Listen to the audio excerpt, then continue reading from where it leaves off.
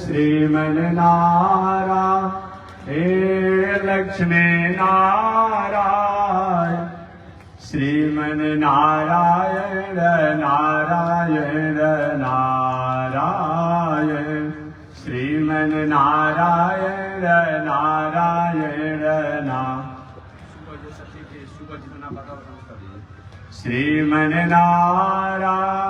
श्रीमन्नारायण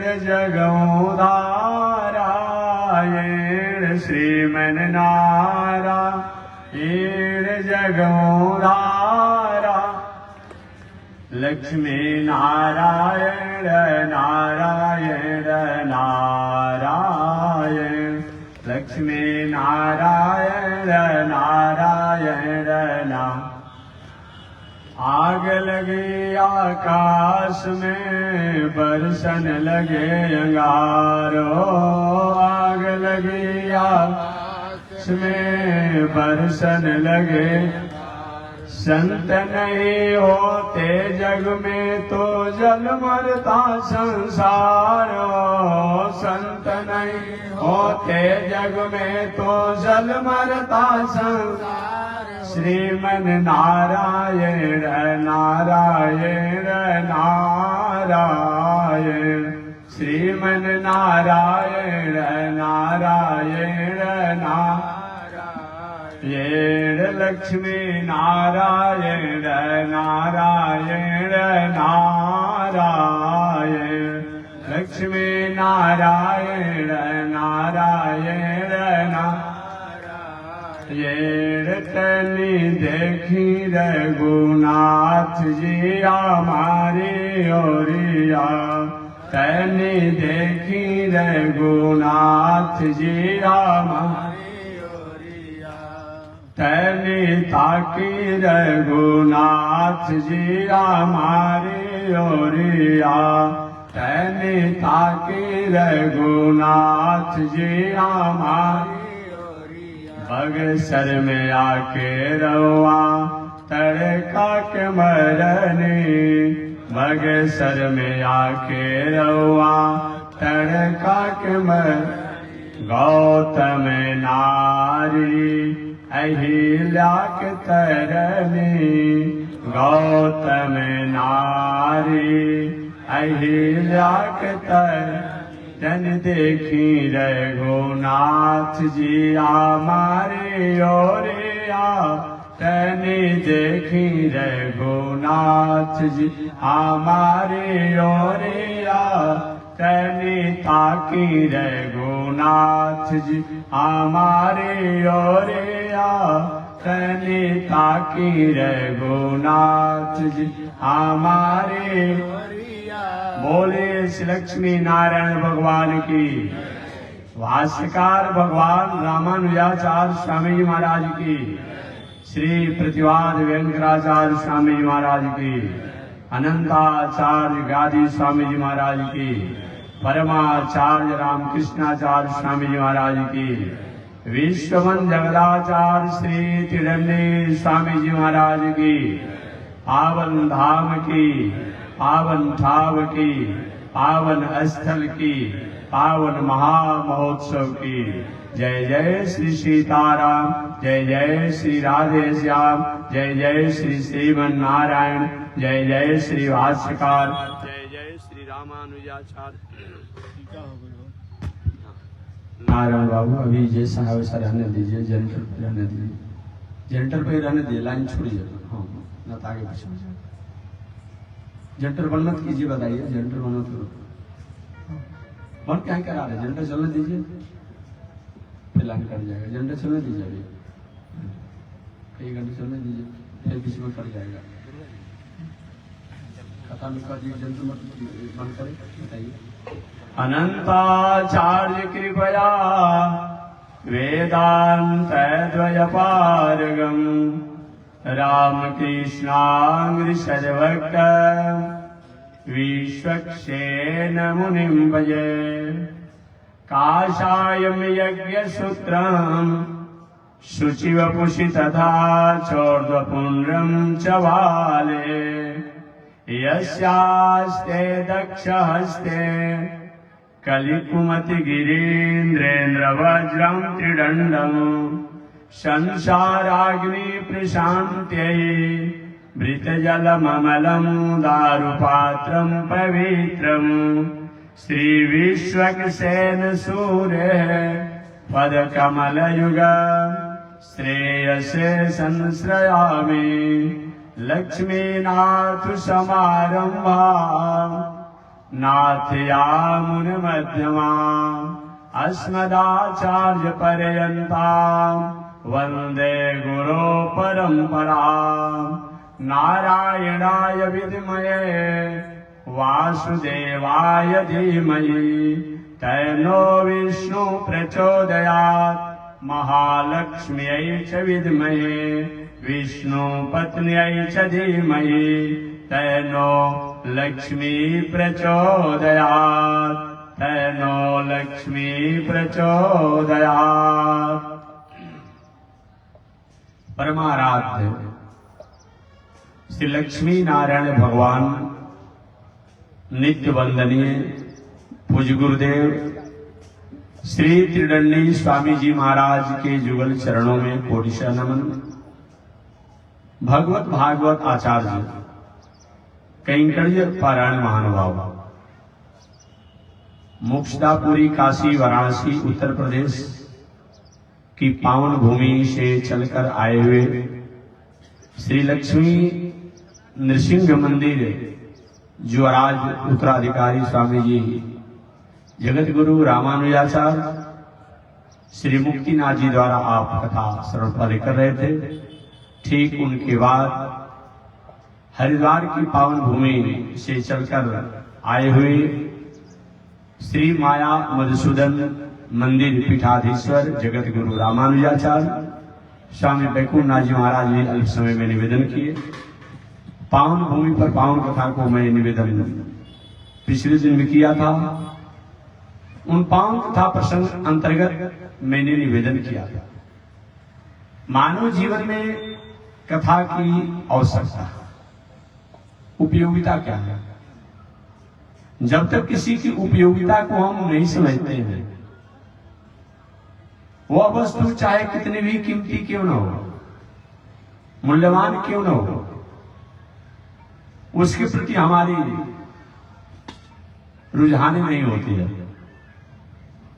आखिर हम अपना खेती व्यापार नौकरी अध्ययन अध्यापन परिवार पत्नी बाल बच्चों की जिम्मेवारी को संक्षिप्त करते हुए कथा क्यों सुने? देखिए, आपके पास साधन तो है, संसाधन भी है। जीवन में साधन हो, संसाधन हो, सुविधाएं हो। साधन संसाधन और सुविधाओं का किस प्रकार से उपयोग करना चाहिए, इसके लिए संस्कार और संस्कृति चाहिए। वह संस्कार और संस्कृति कथा धर्म सत्संग पूजा पाठ के द्वारा प्राप्त होता है। इसलिए जीवन में साधन भी होना चाहिए, संसाधन भी होने चाहिए, सुविधाएं भी होनी चाहिए। उन साधन संसाधन और सुविधाओं का उपयोग करने के लिए हमें धर्म संस्कार संस्कृति होनी चाहिए। और वह धर्म संस्कार संस्कृति कथा सत्संग के द्वारा ही प्राप्त होती है। कोई शराबी व्यक्ति शराब पीकर के रोड पर गिरा हुआ हो और उसके सामने लग्जरी गाड़ी रख दीजिए कि चलिए, वो क्या गाड़ी का महत्व समझेगा? सुंदर पकवान 56 भोग बना करके एक नशे में चूर व्यक्ति के सामने रख दीजिए, उस भोजन का स्वाद क्या समझेगा? नहीं समझेगा। सुंदर मकान आलीशान हो, लेटेस्ट लग्जरी से संपन्न हो मकान, इसका खान पान बिगड़ा हुआ हो, मार्गों से भटका हुआ व्यक्ति, वो व्यक्ति मकान का क्या महत्व समझ पाएगा? वो तो कहीं गलत मार्गों की रुझानों में हमेशा तड़पते रहता है। तो जीवन में जो हमें साधन प्राप्त है, संसाधन प्राप्त है, सुविधाएं प्राप्त हैं, उनको हम अपने कैसे उपयोग में ले, इसके लिए तुम्हें सत्संग की आवश्यकता पड़ती है, कथा की आवश्यकता पड़ती है। अतः मानव जीवन में जिस अनुपात में, जिस रफ्तार में हमें साधन की आवश्यकता है, संसाधन की आवश्यकता है, उसी अनुपात में हमें सत्संग और कथा की आवश्यकता है। आपके मन में यह प्रश्न होगा, आखिर कथा कितनी बार? कभी बालक को भाई मीटिंग मत करो, कभी बैठना है बैठो तो घर जाओ, अभी नहीं करो लोग का सत्संग होने लगेगा और समझाएंगे खजाने में एक आदमी वहां बैठो, कल जा लेना, अकल बैठ से वहां से वहां से एक ही काम करो। तो कर्जाली में उसने क्या बैठ कर मीटिंग कर रहा है, कभी एक आदमी आ रहा है, बाकी सांस आ रही हो, एक वहां रहेगा छोटा ही वहां से तीन आदमी बैठ तो दूसरा वो लोग अपना शुरू कर देगा। नहीं इच्छा होता तो घर पे जाओ, हाँ मत बैठो, एक आदमी कर्जालय में रहो, कोई जान पड़ी कुछ करना होगा, असलस मत कीजिए। तो मैं निवेदन करना चाह रहा था कि मैं अपनी बात जो कहना चाहूंगा भूल जाऊंगा, आप ही में फंसा रहा था। तो मैं निवेदन करना चाह रहा था, मानव जीवन में कथा हमारे जीवन का वह एक आधार है जिसको स्वीकार करके हम अपने जीवन को प्रशस्त कर पाते हैं, उज्जवल कर पाते हैं। इसलिए जीवन में कथा और सत्संग होनी चाहिए। कथा के द्वारा ही हम समझ पाते हैं कि हमारी बहन है, ये हमारी बेटी है, ये हमारी माता है, ये हमारी फुआ है, ये हमारी चाची है। आज जिसने सत्संग, कथा और धर्म को नहीं जाना, वो अपने स्वरूप से भटक गया। कथा के द्वारा ही तो कहीं हम भटकाव की तरफ जाते भी हैं, तो कहते नहीं भाई ये हमारा धर्म नहीं बनता है, ये हमारी मौलिकता नहीं बनती है, ये हमारा नैतिकता नहीं बनता है। इस सत्संग के द्वारा ही जानते हैं। जिस अनुपात में आपके जीवन में साधन संसाधन हो, उसी अनुपात में आपका धर्म, सत्संग और कथा होनी चाहिए। कितनी बार होनी चाहिए? इसी गांव में हमको तीसरा बार आया है। पहाड़ी क्षेत्र है, छोटा छोटा गांव है, लेकिन हमको बहुत अच्छा लगता है। पहाड़ का एक तरफ तराई और दूसरी तरफ सोड़ महानद परम सुहावन। मानस काल में भी आपकी गरिमा को बहुत विस्तार से लिखा है। भले आप अपने को मत समझे, बात समझिएगा। आप जब रामचरितमानस में मानस काल ने गंगा जी की महिमा तो बताया, सरजू की महिमा को बताया, और भी नदियों की महिमा को बताया। आज जब सोड़ की महिमा को जो बताने लगे मानसकार, तो कहते कि सोड़ महानद परम सुहावन। इसको नद कहा गया है, नदी नहीं है, ये पुल्लिंग है, इसलिए आप नद शब्द का प्रयोग किया गया है। अब किसी सोड़ नदी को देते हैं हम लोग व्यवहारिक भाषा में। हमारा देशज भाषा जो होता है, बात समझिएगा, देशज भाषा में स्त्रीलिंग पुल्लिंग नपुंसकलिंग का कोई मतलब नहीं होता है। देशज भाषा में हम स्त्रीलिंग बोल रहे हैं कि पुल्लिंग बोल रहे हैं कि नपुंसकलिंग बोल रहे हैं, क्रिया ही बोल रहे हैं कि कर्ता बोल रहे हैं, देशज भाषा में। कई लोग बेटी को भी बेटा बोल देते हैं, कई लोग लाड़ प्यार में बेटी को भी बेटा बोल देते हैं, ये बात अलग है। लेकिन सही माने में नद्य शब्द जो है वह पुल्लिंग है। मानसकार ने कहा सोड़ महानद परम सुहावन। सुहावन नहीं कहा, परम सुहावन। ऐसे एक तरफ सोड़ का पावन तराई तट, दूसरी तरफ यह विंध्य पर्वत, जिसको आप कैमूर की पहाड़ी भी कहते हैं। अपनी भाषा में क्या कहते हैं? इसको कैमूर की पहाड़ी आप कहते हैं। एक तरफ कैमूर की पहाड़ी विंध्य पर्वत की तराई, और दूसरी तरफ सोड़ महानद का पावन कछार के बीच में ये सब गांव क्षेत्र जवार बसा हुआ है। हमको बहुत अच्छा लगता है। कभी कभी तो इच्छा होती है कि कुछ दिन इधर आसपास में आकर के डेरा डाला जाए। परमात्मा को शायद अभी बहुत रखने की इच्छा नहीं है, बहुत अच्छा लगता है। यहाँ से लेकर के वहां तक, जहां तक आप लोगों का सीमा है, अच्छा लगता है। तो मैं निवेदन करना चाह रहा था, एक बार अगर आपको भोजन करने से काम चल जा रहा हो, बोलने से काम चल जा रहा हो, खाने से काम चल जा रहा हो, सोने से काम चल जा रहा हो, चलने से काम चल जा रहा हो, तो एक बार कथा सुना करके काम चला लीजिएगा। जीवन में कितने बार खाए हैं गिनती नहीं, श्वास कितना लिया है गिनती नहीं, बोले हैं कितने बार गिनती नहीं है, चले हैं कितने बार गिनती नहीं है, भोजन रोज करेंगे, शयन रोज करेंगे, बोलेंगे रोज। आ कथा एक बार क्यों होनी चाहिए? बार बार होनी चाहिए, बार बार कथा होनी चाहिए, सत्संग बार बार होनी चाहिए, धर्म बार बार होने चाहिए। क्यों? कहीं जान में अनजान में हमारे द्वारा कर्मों को करते हुए, व्यवहारों को करते हुए कहीं ऊपर नीचे हो जाता है, कम बेसी हो जाती है, इसके मार्जन इसी के द्वारा होता है। इसलिए जीवन में होना चाहिए। कपड़ा कहीं गंदा हो गया, इसको साफ करने के लिए साबुन की आवश्यकता है, सर्फ की आवश्यकता है। शरीर कहीं गंदा हो गया, इसके लिए भी साबुन, सर्फ और जल की आवश्यकता है।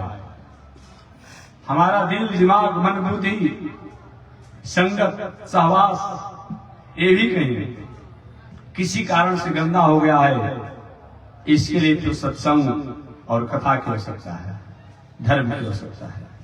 इसी के द्वारा हम पवित्र होते हैं और दूसरा कोई उपाय नहीं है। इसलिए मानव जीवन में कथा की आवश्यकता है। जब जब भी जिन जिन लोगों ने कथा को त्याग किया, सत्संग को त्याग किया, वो मनुष्य होने के बाद भी मनुष्य में गणना नहीं किया गया। कल एक नीति वाक्यों को मैंने निवेदन किया था, भोजन तो पशु पंछी भी करते हैं, शयन पशु पंछी भी करते हैं, संतानोत्पत्ति पशु पंछी भी करते हैं, भयभीत पशु पंछी भी होते हैं। धर्म ही को अधिको विशेषम, परंतु धर्म, संस्कार, संस्कृति एकमात्र मनुष्य ही करता है। आज हम मनुष्य तो हैं, लेकिन मनुष्यता हमारे में नहीं रह गई है। आज हम मनुष्य हैं, लेकिन मनुष्यता नहीं है। और जब तक व्यक्ति में मनुष्यता नहीं होती है, वो मनुष्य होने के बाद भी मनुष्य कहलाने का अधिकारी नहीं होता है। मनुष्य को मनुष्यता बताने वाला, मनुष्य को मनुष्यता स्थापित करने वाला अगर कोई है, उसी का नाम कथा है। गाड़ी के शोरूम में गाड़ी तो आपको मिल जाती है, लेकिन गाड़ी चलाने का जो ट्रेनिंग जो है वो शोरूम में नहीं दिया जाता है। परमात्मा ने हमें मनुष्य बनाया है, ईश्वर ने हमें मनुष्य बनाया है, भगवान ने हमें मनुष्य बना करके भेजा है, लेकिन मनुष्य का क्या आचरण होता है, मनुष्यता की क्या पहचान होती है, क्या हमारा कर्म होता है, ये तो हमें कथा और सत्संग के द्वारा ही प्राप्त होता है। इसलिए जीवन में कथा और सत्संग की आवश्यकता है। बहुत कुछ नहीं बताना है, आप जानते हैं। आपके मन में प्रश्न होगा, क्या ऐसा कभी हुआ कि कोई मनुष्य होने के बाद मनुष्यता प्राप्त करने के लिए कथा का सहारा लिया तो मनुष्यता को प्राप्त किया, और कथा का त्याग किया, वो मनुष्य होकर के भी मनुष्य नहीं कहलाया? दो उदाहरण, श्री रामायण, वाल्मीकि रामायण। श्री रामचरितमानस में मानसकार ने तो बहुत कुछ कहा है। आज तो रामचरितमानस के नामों को लेने पर कुछ लोगों के मन में थोड़ी सी भीतर से आवेश हो जाता है, ऐसा लिखा है, ऐसा लिखा है। भाई देखिए, लिखा है, उस पर विचार कीजिए क्या लिखा है। मानस में मानसकार का वो शब्द नहीं है, नेचुरलिटी की बात बताई गई है।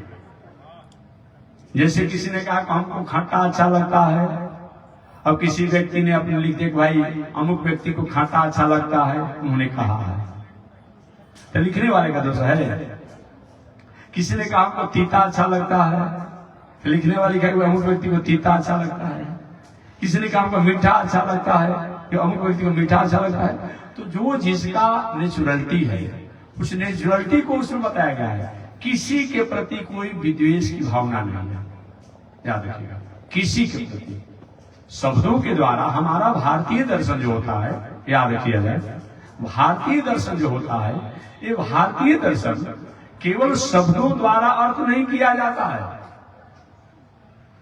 जैसा प्रसंग होता है, जैसा देश होता है, जैसा पात्र होता है, जैसा जगह होता है, जैसा काल होता है, उसी के अनुसार भारतीय दर्शन में उन शब्दों का अर्थ किया जाता है।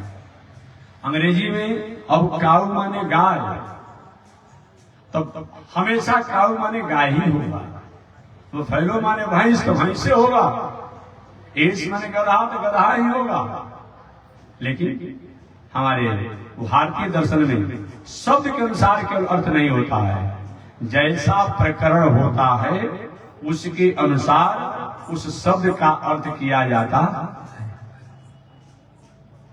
हम शब्दों को नहीं समझने के कारण, हम प्रकरण को नहीं समझने के कारण कभी कभी सदग्रंथों के प्रति थोड़ी सी हम उथल पुथल हो जाते हैं, आवेश में आ जाते हैं। ये तो हमारी रितंभरा बुद्धि की कमजोरी है, प्रज्ञ बुद्धि की कमजोरी है। अन्यथा कोई भी शास्त्र जो है कहीं किसी को आपसी देश का संदेश नहीं देता है। कोई भी धर्म जो है आपसी ईर्ष्या की बात नहीं करता है। कोई भी कथा सत्संग जो हो आपसी जोड़ने की बात करता है, न कि किसी को तोड़ने की बात करता है। अगर तोड़ने की बात करेगा तो काहे को धर्म कहलाएगा, काहे को सत्संग कहलाएगा, काहे को तीर्थ, काहे को व्रत, काहे को देवता देवी कहलाएगा। और हम नहीं समझने के कारण हम उसके अर्थ को अल्पता करते हैं। इस व्यवहारिक भाषा में एक मानस की बात कहकर आगे मैं बढ़ जाऊंगा। यहां पर आया है, बहुत दिनों तक इसमें विवाद चला कि शूद्र, गंवार, ढोल, हालांकि कितनी बार मैं व्याख्या कर चुका हूं इसकी, केवल प्रसंग बस में याद आता हूं। शूद्र, गंवार, ढोल, पशु, नारी, ये सब ताड़ना के अधिकार है।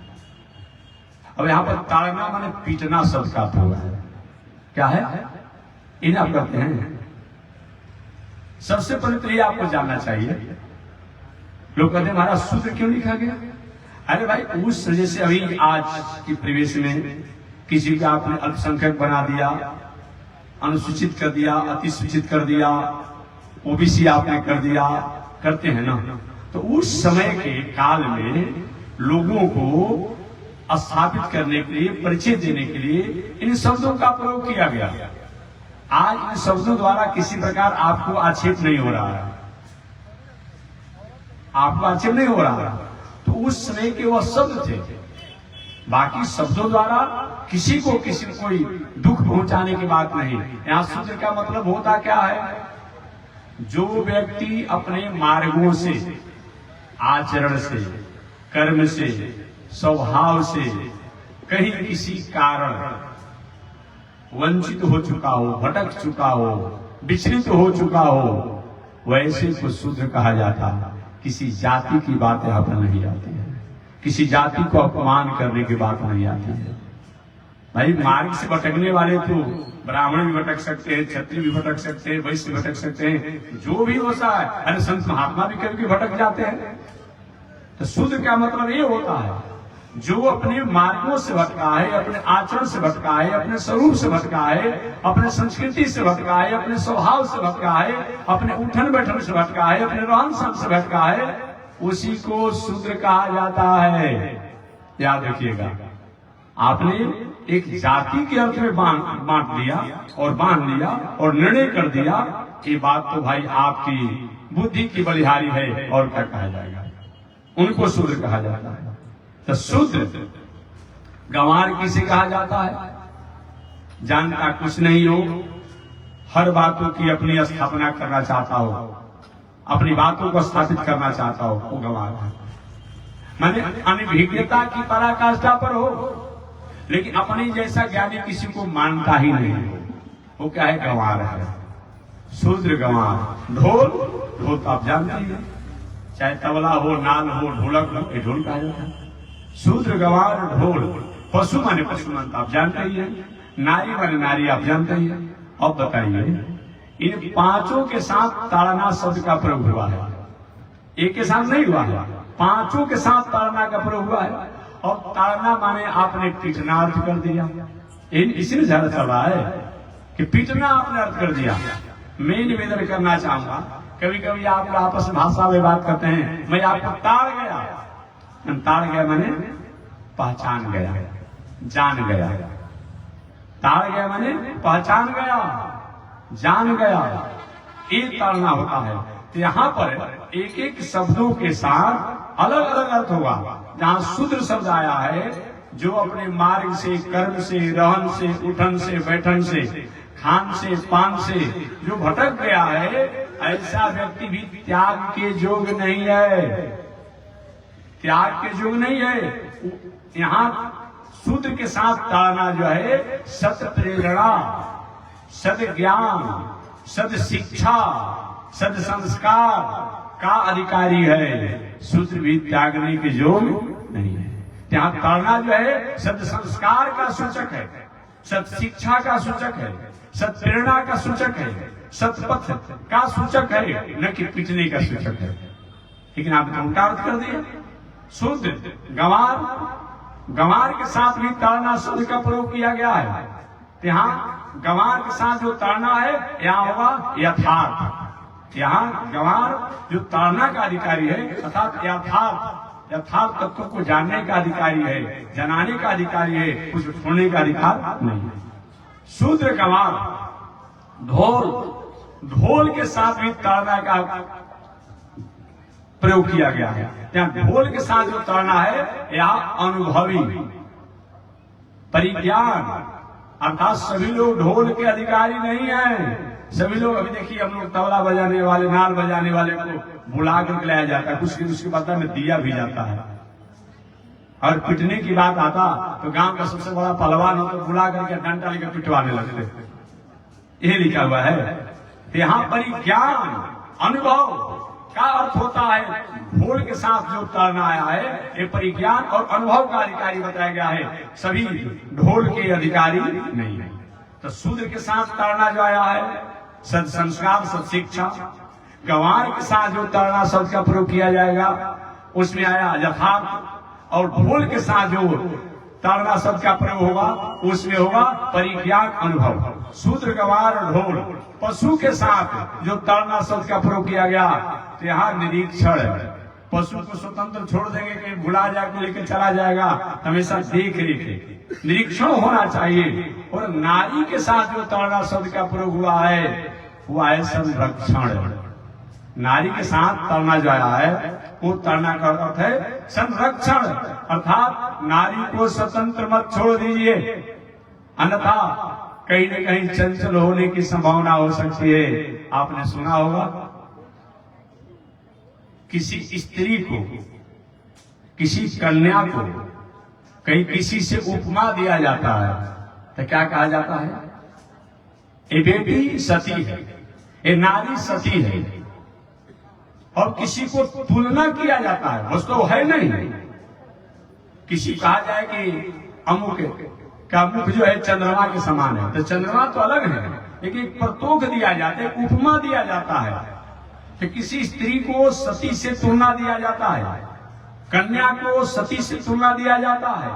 और सम सती जी भूत भावन शंकर जी के कहने पर भी अपनी बुद्धि का प्रयोग किया। कथा आपने जानते होंगे रामचरितमानस का या रामायणम का, जानते होंगे कथा आप लोग, जिसमें भूत भावन शंकर जी के मन में भावना आई थी कि अपने हृदय में तो योग साधना द्वारा उन अखंड, उन अविनाशी घट घट के स्वामी परम ब्रह्म परमात्मा श्रीमन नारायण को मैं दर्शन तो करता हूं।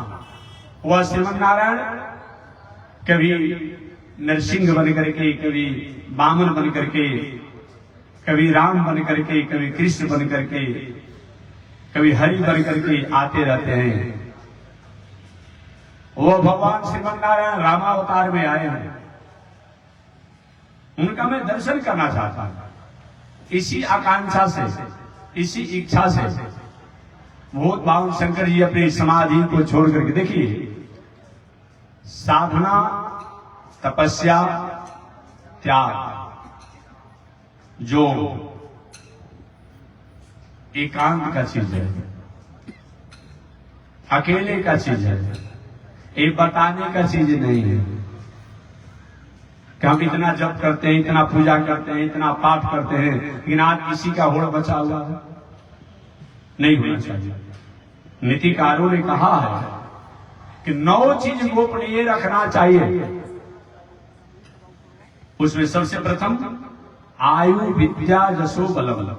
आयु वीतम बताया गया है कि सबसे प्रथम आयु, वीतम, गृह छिद्रम, मंत्र मैथुन, भेषज, दान, अपमान, तप। सबसे प्रथम आयु, सबसे कहने की चीज नहीं है।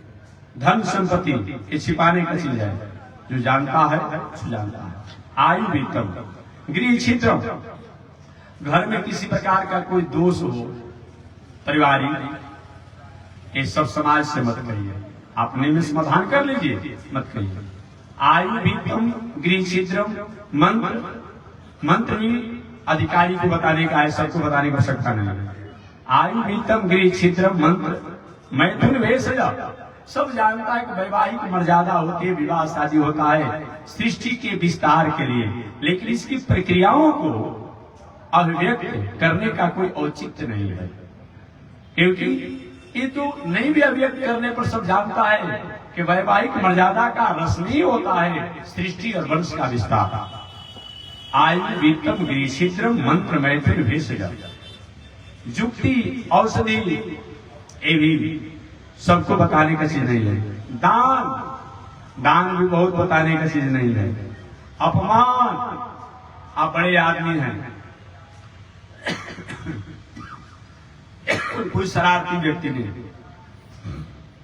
कहीं आपके अपमान करता है, मत बताइए, समय पर ऐसा करना करिए। और तप, और अपनी तपस्या, ये बताने का चीज नहीं है। साधक लोग, संत लोग, ज्ञानी लोग, संत जन अपनी तपस्या, अपनी साधना ये बताते नहीं है, ये छुपा करके रखते हैं। कभी काशी करते हैं, हम दासी करते हैं, हम नवरात्र करते हैं, हम अमुक व्रत करते हैं, हम योग करते हैं, हम समाधि लगाते हैं, हम खड़े शरीर को आने का चीज नहीं। वो क्या करता है, वो जादूगर में अपने लीलाओं को दिखाता है।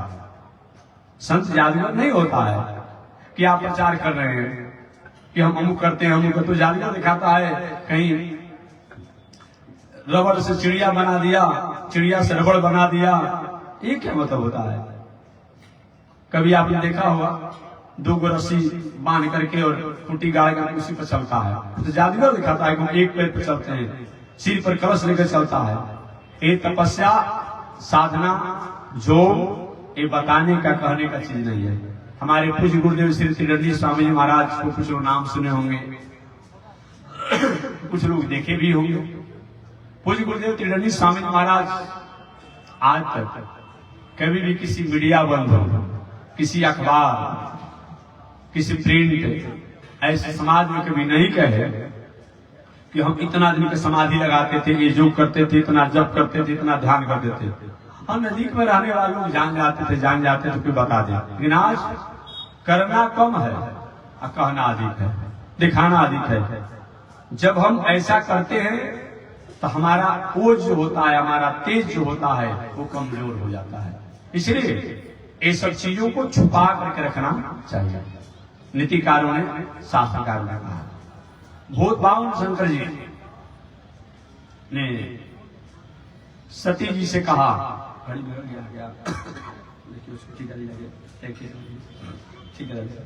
सती जी, भूत बावन शंकर जी ने सती जी से कहा कि अपने अखंड, अपने अविनाशी परमात्मा को मैं अपने हृदय में तो चिंतन ध्यान करते रहता हूं। उन अखंड अविनाशी आज रामावतार के रूप में होकर के